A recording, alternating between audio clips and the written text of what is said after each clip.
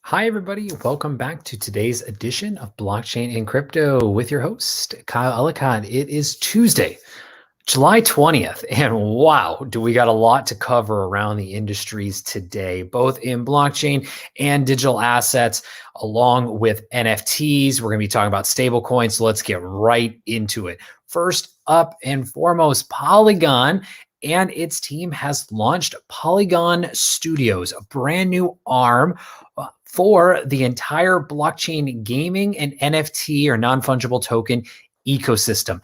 The studio will act as a bridge between Web 2 and 3.0, providing a 360-degree building and launch support environment for those building blockchain-based games and non-fungible tokens as well.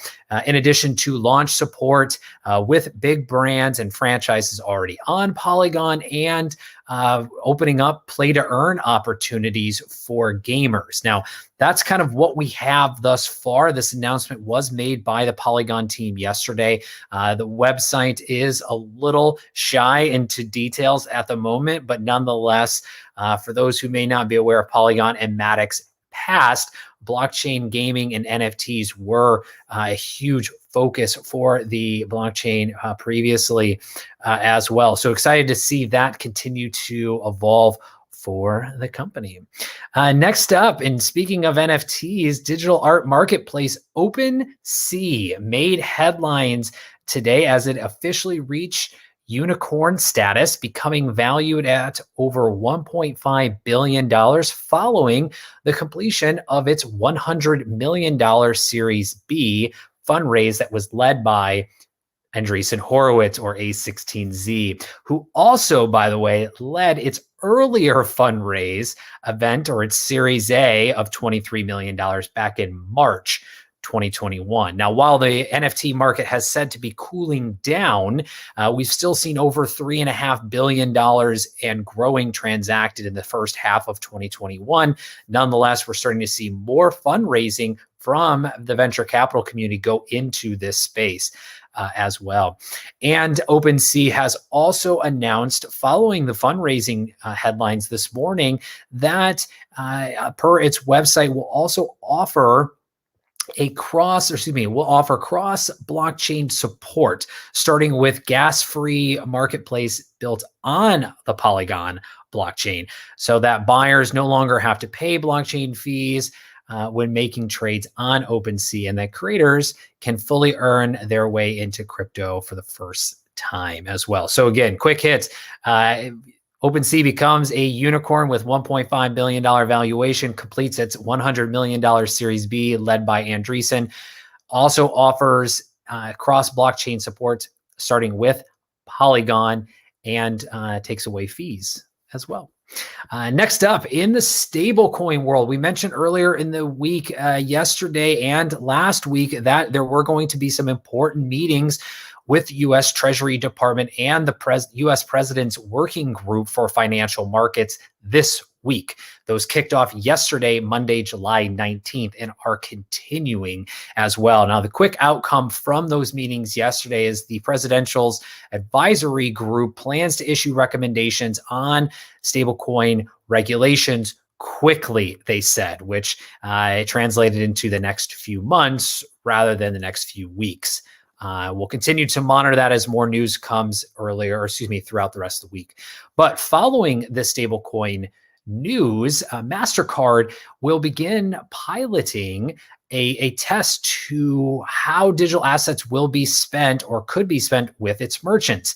And it's going to kick off this pilot with the first partner being Circle, who on the USDC side will actually help to serve as a bridge between cryptocurrency and customers' digital wallets and fiat paid to the merchant. USDC will be that digital token that trades, again, it's a stable coin, so it trades almost at $1 US. It's got about a 26 and growing $1 billion market cap as well. So this will be the underlining digital asset for those transactions. And furthermore, around Circle, so leading up to its SPAC deal, also with that announcement with Mastercard, it has revealed the breakdown of assets that back the stablecoin for the first time. And this was all dated last week. We got the release today here on July 20th. And according to the report, about 61% of the tokens are backed by cash and cash equivalents, meaning cash and money market funds. Yankee certificates of deposit comprise, about 13% U.S. Treasuries for 12%, commercial paper accounts for 9%, and the rest of the assets backing those tokens are around municipal and corporate bonds as well. Now, quick hits. What is quickly happening in the industry? Georgia has partnered with Norway-based blockchain trading platform WIV Technology to bring the country's wine to a wider audience while enabling investors and enthusiasts to track what's happening with the wine and also buy, sell associated non-fungible tokens for the wines as well. Now, those wines will be, and those NFTs will be minted and made available on WIV's blockchain trading platform and blockchain proper as well. WIV will work with Georgia's National Wine Agency to develop a quality assurance standard and program leveraging blockchain technology. Next up, Blockworks has announced the launch of Permissionless, the world's largest, as they claim, conference on decentralized finance, or DeFi, set to take place later in spring 2022.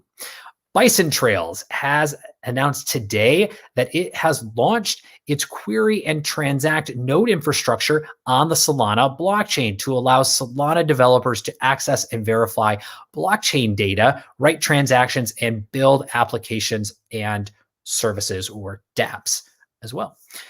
And CoinFund also made headlines this morning following OpenSea's big fundraising announcement that it has closed an $83 million funding round to continue to invest in early stage crypto startups as well. And congratulations furthermore to DinoX, to Bitcoin miner Iris Energy, to Blockart, and 4K on all of their recent fundraising announcements. Well, everybody, that's a quick rundown of what's happening in the industries of blockchain and crypto today, July 20th.